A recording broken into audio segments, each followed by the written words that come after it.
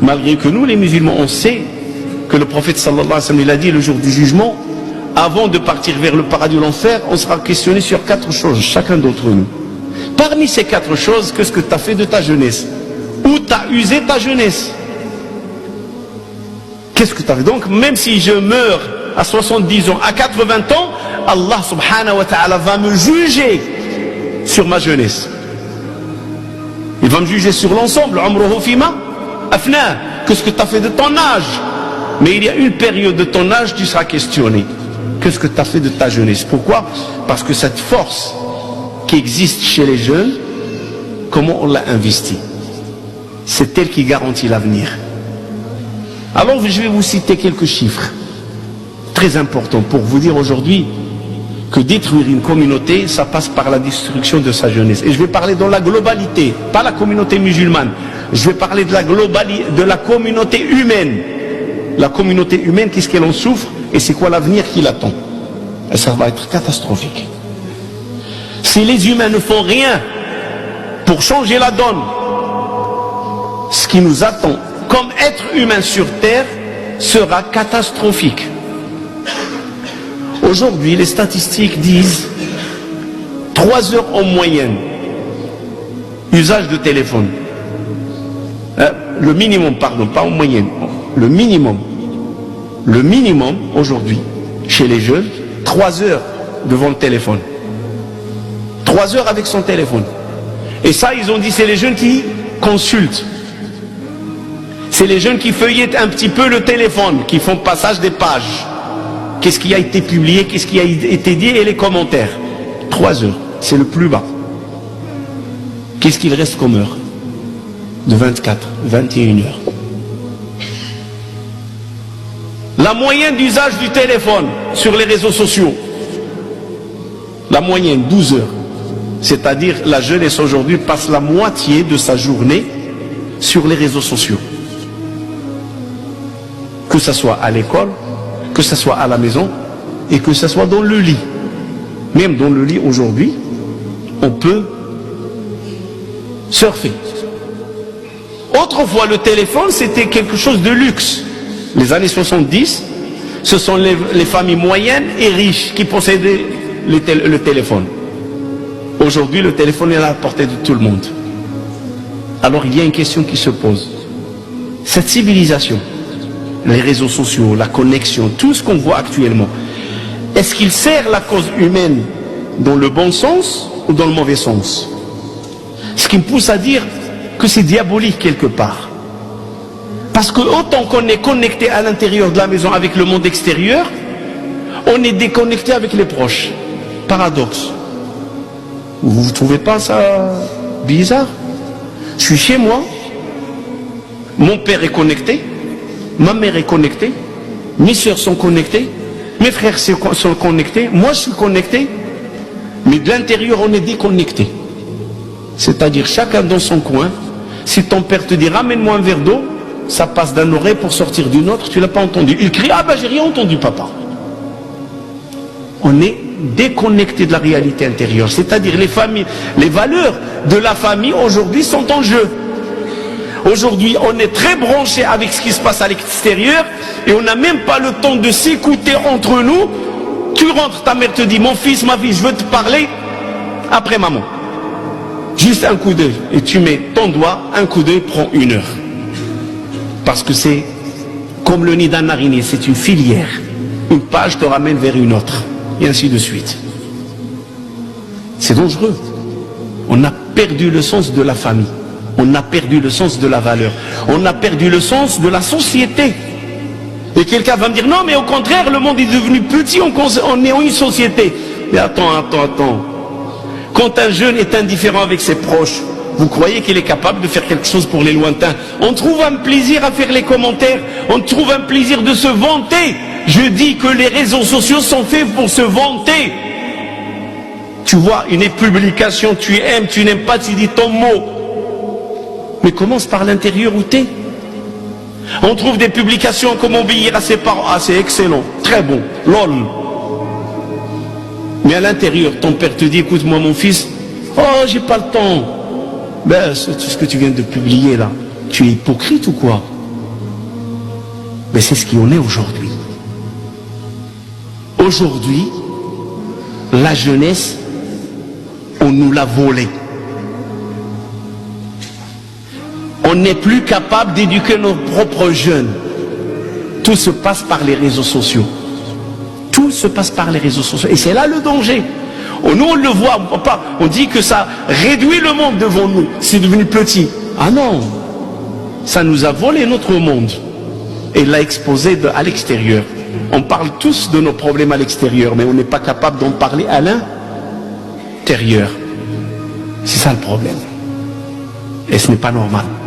Les problèmes, on dit, le linge sale, on le lave entre nous, au sein de la famille. Il se dispute avec son frère, il le publie. J'en ai marre de mon frère, il me casse la tête. Mais qu'est-ce qu'il va te faire l'autre dans le virtuel? Il ne va rien te faire. Tu es dans le virtuel.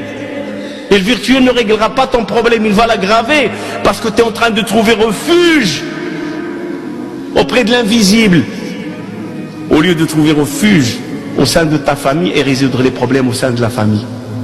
Et c'est ça le problème. C'est-à-dire on n'a pas un code éthique dans tout ce monde-là. C'est incontrôlable. C'est incontrôlable. C'est un monde de fitna. C'est un monde où il y a l'intox. C'est un monde où la vérité court peu et circule peu. Et le reste, c'est de l'intox. C'est un monde pour polluer les esprits et pour détruire les valeurs qui font de la société humaine une société forte. Et c'est pour ça que je dis l'avenir, il n'est pas beau. Si les choses continuent comme telles, croyez-moi, ce n'est pas beau. Même pour nous les musulmans. Alors je viens à la jeunesse musulmane. Et je m'adresse à la jeunesse musulmane étant donné que c'est le dernier vendredi dans les vacances.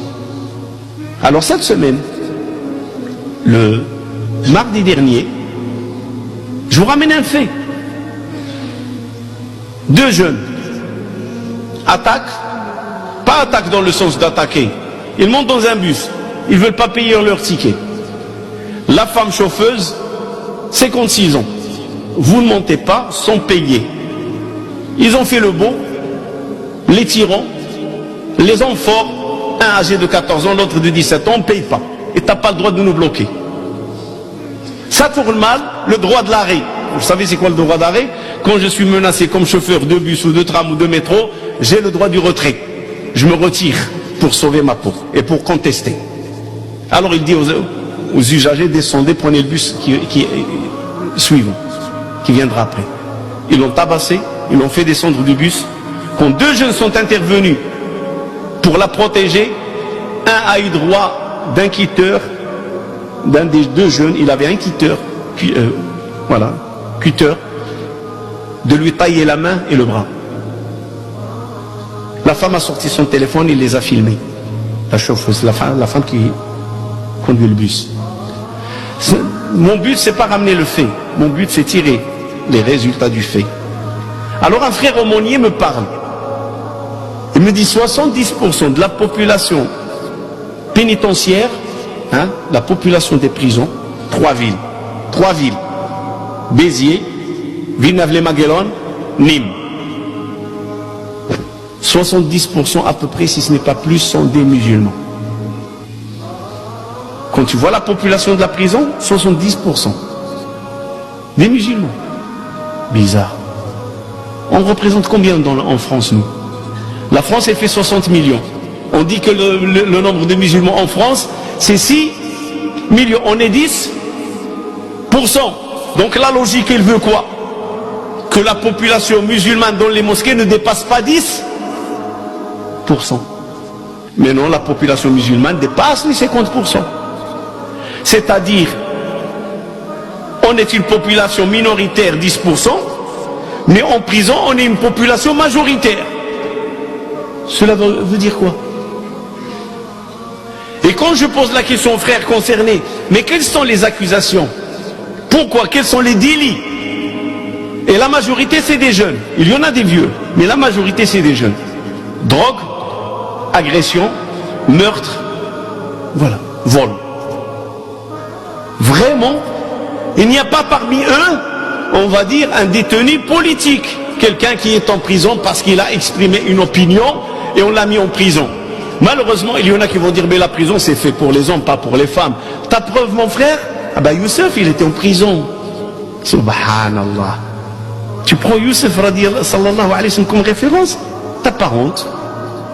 Youssef, c'est un jeune qui est rentré en prison pour s'évader. C'est lui qui a sollicité Allah subhanahu wa ta'ala. Illa tasraf anni kaydahunna asbu ilayhinna wa akum min al-jahilin.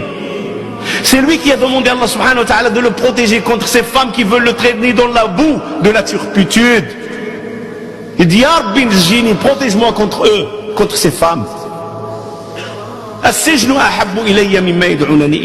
Mon Seigneur, je préfère être dans la prison, mais libre dans mes valeurs et dans mon éthique.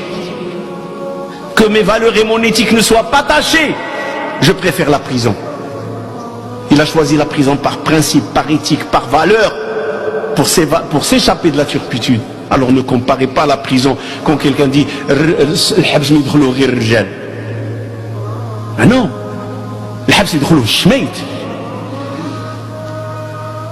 oui, ceux qui vont à la prison, c'est des gens qui ont fait pour. Je ne parle pas détenus politiques. Ça oui, c'est un homme qui est rentré à cause de ses idées. Je ne parle pas de Sidney Youssef, il est rentré en prison pour protéger contre la turpitude. Mais ne me dis pas que tu es un homme parce que tu es en prison. T'as fait quoi? T'as agressé, t'as tué, t'as volé, t'as voulu vendre la drogue. Et tu me dis que c'est la demeure des hommes? Non, c'est la demeure des criminels. C'est comme ça que c'est vu par l'islam. Arrêtons de penser de la sorte parce qu'on encourage notre jeunesse. Un jeune, quand il entend son père dire la prison c'est pour les hommes, mais son père est en train de l'endoctriner. Mon fils, tu t'en fiches si tu vas en prison, tu es un homme. C'est pas ta soeur qui doit aller en prison, mais toi si tu vas, c'est un homme. Ben non, attention. Ça c'est de la mauvaise éducation. C'est de la mauvaise éducation. La prison c'est pour les criminels, c'est pas pour les hommes. Et on ne va pas mettre en danger la jeunesse musulmane. La prison, il y a un problème réel. Les prisons, c'est pas fait pour les musulmans. Donc on est des criminels, nous, 70% de la communauté est en prison. De la jeunesse, il y a un problème réel. Alors il faut qu'on s'éveille. Il faut qu'on réfléchisse, nous les pères, les parents.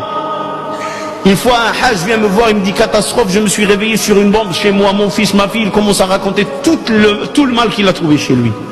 Je dis le hajj, écoute-moi. C'est vrai la vérité, elle fait mal. Wallah, c'est la vérité. Je dis quand tu rentres chez toi et tu passes dans le parking, dans la cité, tu trouvais pas des dealers? Il m'a dit si. Tu trouvais pas des voleurs? Il m'a dit si. Et tu faisais quoi? Ah, ça ne me regarde pas. Je me mêle pas. Ben, je dis, tu t'es pas mêlé, eux ils se sont mêlés, tu les as trouvés chez toi. C'est la loi. Parce qu'il y a l'ambition. Ne croyez pas que celui, le dealer de drogue, n'est pas ambitieux. Il est ambitieux. Aujourd'hui il vend à 10, demain il veut vendre à 20. Il va chercher 20 où? Dans ton appartement, dans ta maison, auprès de ton fils et auprès de ta fille. Parce que tu lui as pas tapé sur la main, dégage d'ici.